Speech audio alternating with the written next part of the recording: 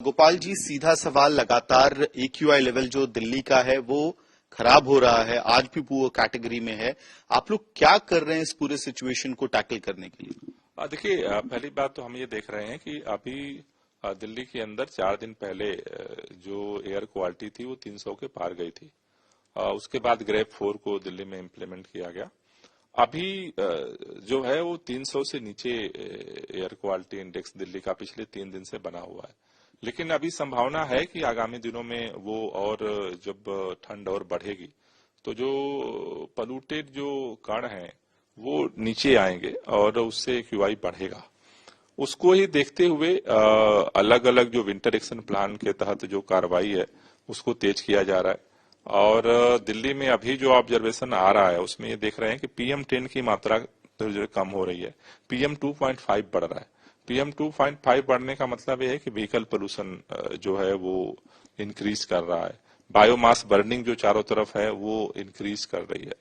तो उसको देखते हुए अभी आज से हम लोग रेड लाइट ऑन गाड़ी ऑफ कैंपेन शुरू कर रहे हैं।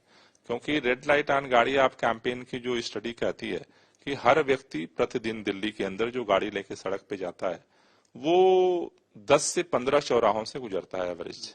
यानी कि पर डे हम बेवजह का आधे घंटे की फ्यूल बर्निंग करते हैं। रेड लाइट ऑन गाड़ी ऑफ का पब्लिक कैंपेन इस पर फोकस कर रहा है कि एक लोगों को करना तो लोगों को है, लेकिन उनके माइंड में इस चीज को डाल रहा है कि भाई अगर हम कॉन्शियस हो, रेड लाइट पे अपना इंजन अगर बंद कर दें तो प्रतिदिन लाखों लोग जो आधे घंटे का बेवजह फ्यूल बर्निंग कर रहे हैं उसको कंट्रोल किया जा सकता है।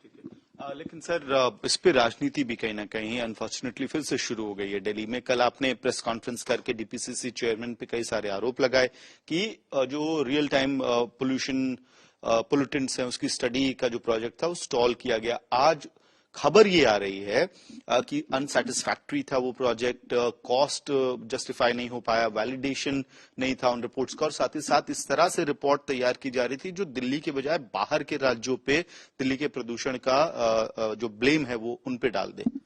देखिए, पहली बात तो ये है कि भारत के अंदर कोई स्टडी पहले ऐसी हुई नहीं रियल टाइम। वो स्टडी हो रही है रियल टाइम। जब स्टडी सरकार ने निर्णय लिया, कैबिनेट ने निर्णय लिया, अगर किसी भी अधिकारी को ग्राउंड पे जो भी स्टडी हो रही है उसको रिपोर्ट को लेकर के अगर किसी तरह का उसका ऑब्जर्वेशन है, वो ऑब्जर्वेशन सरकार को भेजना चाहिए, कैबिनेट को भेजना चाहिए कि भाई कैबिनेट ने ये डिसीजन लिया इस पर्पज के लिए जो है और उसका ये रिपोर्ट आ रही है, कैबिनेट इस आधार पर विचार करे। अधिकारी उसको बंद नहीं कर सकता है। कैबिनेट के फैसले को अधिकारी पलट नहीं सकता है। ऑब्जर्वेशन किसी की भी हो सकती है, तो ऑब्जर्वेशन सरकार को भेजिए, सरकार टेक डिसीजन तो उस पर क्या करना है। अधिकारी कैबिनेट तो नहीं, सरकार तो नहीं बन जाएगा। लेकिन बीजेपी की तरफ से कहीं ना कहीं आप पे पलटवार भी हो रहा है। राज्य से लेके केंद्रीय स्तर के जो स्पोक्स पर्सन हैं उन्होंने भी कहा है कि अगर दिल्ली सरकार का, अरविंद केजरीवाल की सरकार का बस चले तो अमेरिका के राष्ट्रपति जो बाइडेन को भी दिल्ली के पोल्यूशन के लिए जिम्मेदार ठहरा सकते हैं। नहीं, ये तो बेसिर पैर की बात भारतीय जनता पार्टी के लोग कर रहे हैं, उनको करना तो कुछ है नहीं। मैं तो इतना ही कहता हूं भाजपा के सभी लीडर से, जो दिल्ली सरकार कर रही है, यूपी और हरियाणा दोनों हमारे पड़ोसी हैं, उन राज्यों में केवल उन्हीं को काम करवा दे, उतना ही हमें निवेदन कर रहा हूं, ज्यादा नहीं, उससे ज्यादा की अपेक्षा ही नहीं है मुझे। दिल्ली में पब्लिक ट्रांसपोर्ट CAQ ने भी ऑब्जर्वेशन दे दिया। दिल्ली में CNG की बस चलती है तो देखा होगा सबने, अब इलेक्ट्रिक बस भी आ गई है वो भी देखा होगा। यूपी और हरियाणा में कौन सी बस चलती है? सारी जो यूपी हरियाणा की भाजपा की जो बसें आ रही हैं भाजपा सरकार की, वो किस चीज के, डीजल की धुआं छोड़ती हैं।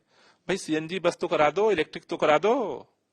इतना काम नहीं हुआ 10 साल में, और वो प्रवचन देते हैं पोल्यूशन पे। दिल्ली के अंदर 24/7 बिजली की गारंटी है।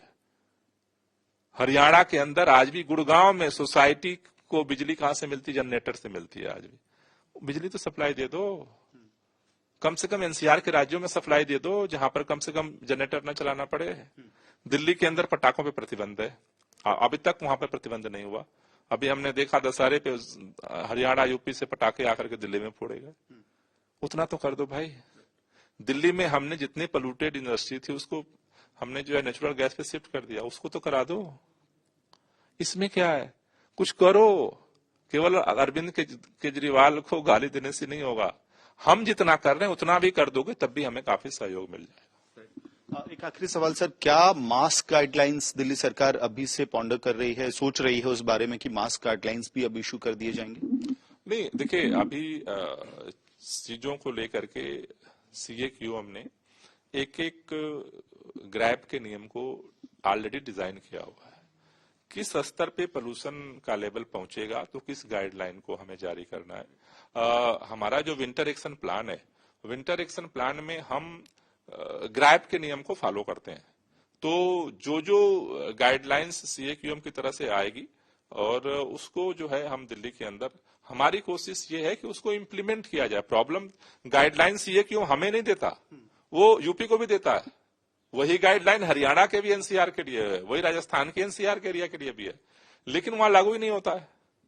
भाजपा को तो केवल भाषण देना है, करना तो कुछ नहीं है। दिल्ली में हमारी कोशिश है कि उसको इम्प्लीमेंट किया जाए।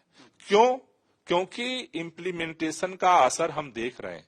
अगर 2015 में 109 दिन केवल थे 365 में से अच्छे, और आज अगर 200 से प्लस हुए हैं, तो इन सारे प्रयासों का ही परिणाम है। हम उसको और बेहतर करना चाहते हैं।